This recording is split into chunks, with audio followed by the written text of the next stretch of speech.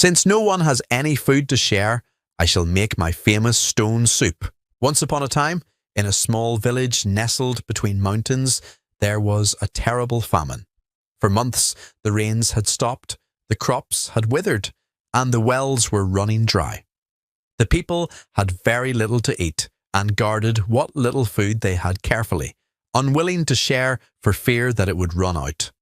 They kept their potatoes hidden, their beans tucked away, and their small stores of grains locked up tight.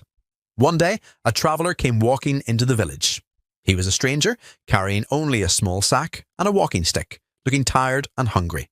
He knocked on the door of the first house he saw and kindly asked, "Could you spare a little food for a hungry traveller?"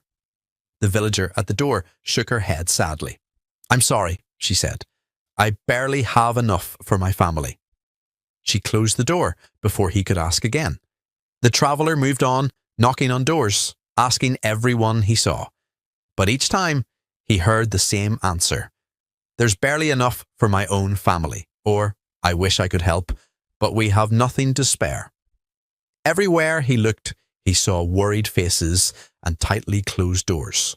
The traveller could see that the villagers were scared and hoarding what little they had, each family for itself. So he thought for a moment, smiled, and then called out loudly in the village square, "Since no one has any food to share, I shall make my famous stone soup." The villagers looked at him puzzled. "Stone soup?" they muttered to each other. "Soup made from a stone? How could that be?"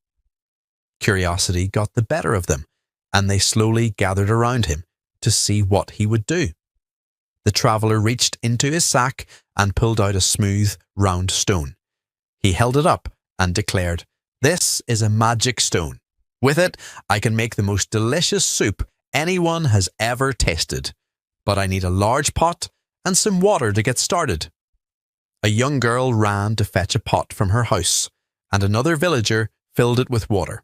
Together, they set it over a fire in the middle of the square. The traveller dropped the stone into the pot, then sat back and watched the water slowly start to boil. The villagers stood around, whispering and nudging each other, watching the pot with curious eyes. The traveller stirred the water and then tasted a spoonful of it. This is good," he said, smacking his lips, "but it would be even better with just a few carrots." An old woman at the back of the crowd shuffled forward. She held up a few scraggly carrots and said, "Well, I suppose I could spare these." She added them to the pot, and the traveller smiled warmly. He tasted the soup again. "Wonderful," he said, "but a bit of cabbage would make it richer." Another villager, feeling generous, said, "I think I might have a small cabbage in my cupboard." She hurried home and returned with the cabbage, which she added to the pot. The traveller stirred the pot and tasted it again. "Delicious," he said, "but a few potatoes would make this even heartier." This time, a farmer stepped forward, holding 2 small potatoes. He added them to the soup, and the villagers watched as the pot grew fuller and more fragrant. With each addition, the traveller would take a small taste and make another suggestion. "Just a pinch of salt would be nice," he'd say, or "if only we had an onion, the flavour would be perfect." Slowly, bit by bit, each villager brought something from their home: a handful of beans, some herbs, a few pieces of chicken, even a spoonful of butter. Everyone wanted to see how much better the soup would taste with their own special ingredient. Soon, the pot was brimming with vegetables, grains, and bits of meat, bubbling and filling the air with a delicious aroma. The villagers, who had started out guarding their food, were now laughing and chatting as they shared their ingredients and worked together to make the soup. At last, the traveller took a final taste of the soup and smiled. "It's perfect," he announced. "A soup fit for a king."